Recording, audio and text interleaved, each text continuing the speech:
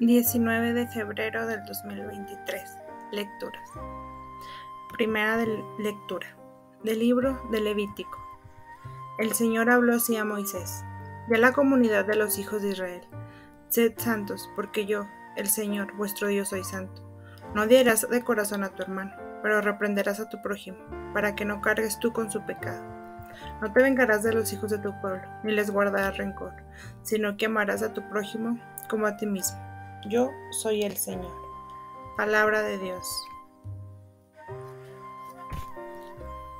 Salmo responsorial. El Señor es compasivo y misericordioso.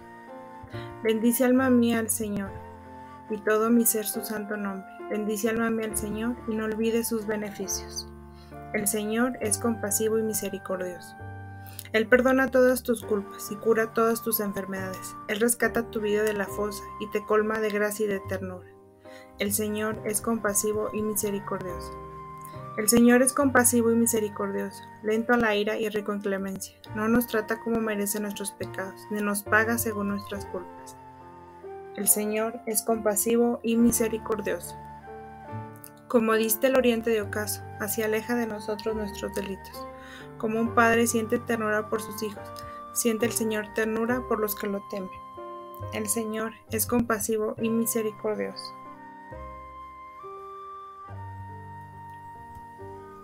Segunda lectura de la primera carta del apóstol San Pablo a los Corintios. Hermanos, ¿no sabéis que sois el templo de Dios y que el Espíritu de Dios habita en vosotros? Si alguno destruye el templo de Dios, Dios lo destruirá a él, porque el templo de Dios es santo, y ese templo sois vosotros. Que nadie se engañe.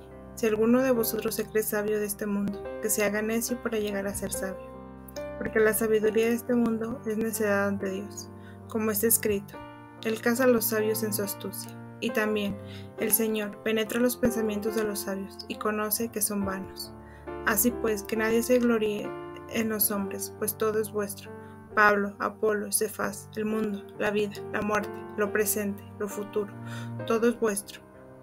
Vosotros de Cristo y Cristo de Dios. Palabra de Dios. Evangelio. Del Santo Evangelio según San Mateo. En aquel tiempo dijo Jesús a sus discípulos: Habéis oído que se dijo, ojo por ojo, diente por diente. Pero yo os digo, no hagáis frente al que os agrave. Al contrario, si uno te abofetea en la mejilla derecha, preséntale la otra. Al que quiera ponerte pleito para quitarte la túnica, dale también el manto. A quien te requiera por caminar una milla, acompáñale 2. A quien te pida, dale. Y al que te pida prestado, no lo rehuyas. Habéis oído que se dijo: amarás a tu prójimo y aborrecerás a tu enemigo. Pero yo os digo, amad a vuestros enemigos y rezad por los que os persiguen, para que seáis hijos de Dios, vuestro Padre Celestial, que hace salir su sol sobre malos y buenos, y manda la lluvia a justos e injustos. Porque si amáis a los que os aman, ¿qué premio tendréis? ¿No hacen lo mismo los publicanos? Y si saludáis solo a vuestros hermanos, ¿qué haces de extraordinario? ¿No hacen lo mismo también los gentiles? Por tanto, sed perfectos, como vuestro Padre Celestial es perfecto. Palabra del Señor. El Señor es compasivo y misericordioso. 3 pasajes para un solo mandamiento. Las 3 lecturas de la misa este domingo, aún usando palabras diversas, manifiestan el epicentro de la vocación cristiana. Es un imperativo insustituible para todos los discípulos de Cristo. Ustedes pues sean perfectos, como su perfecto es Padre Celestial. Sean santos, porque yo, Yahvé su Dios, soy santo. El santuario de Dios es sagrado, y ustedes son ese santuario. El sermón de la montaña que hemos estado meditando en estos últimos 4 domingos es una indicación del camino que debemos seguir para alcanzar esta meta, es decir, para cumplir esta vocación, para llegar al destino. Jesús no propone abolir la ley antigua, sino llevarla a su pleno cumplimiento. La ley de Moisés no está en discusión, pero es enriquecida por las enseñanzas de la predicación del Señor. El cumplimiento que Jesús da a la enseñanza del legislador Moisés consiste en ampliar el horizonte del amor. Amen a sus enemigos. Amar es difícil. Muchas veces no intercambiamos amor, intercambiamos amistad, y está solo con quienes nos aceptan. con quienes piensan como nosotros o con quienes no fastidian demasiado. En el pasaje evangélico propuesto por la liturgia, escuchamos a Jesús pedir a sus discípulos algo decididamente más empeñativo, no fácil de comprender. Amen a sus enemigos. Las preguntas vienen inmediatamente a flote. ¿Cómo es posible amar a quien nos odia, a quien nos trata mal, a quien nos ha hecho mal? Entre los pasajes del Sermón de la Montaña, este es sin duda el precepto más difícil de comprender y aceptar, pero también es el que identifica definitivamente al discípulo que decide seguir la ley.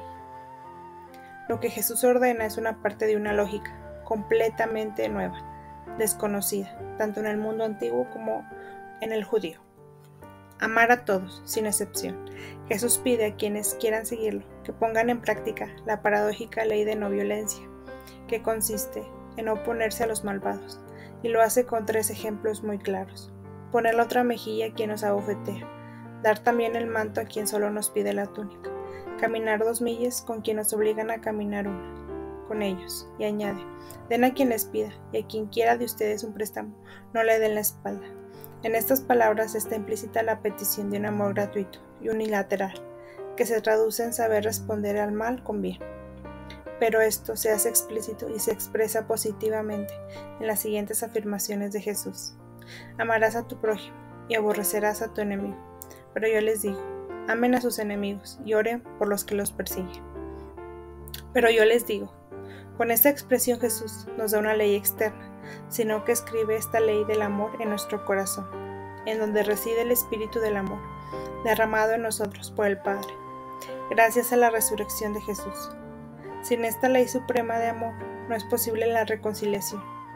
Dios se reconcilia con nosotros porque, como escribe Pablo a los Corintios, no tomando en cuenta sus transgresiones, porque Dios es rico en misericordia, por el inmenso amor que nos ha amado, aun estando muertos por nuestros pecados, nos hizo vivir con Cristo.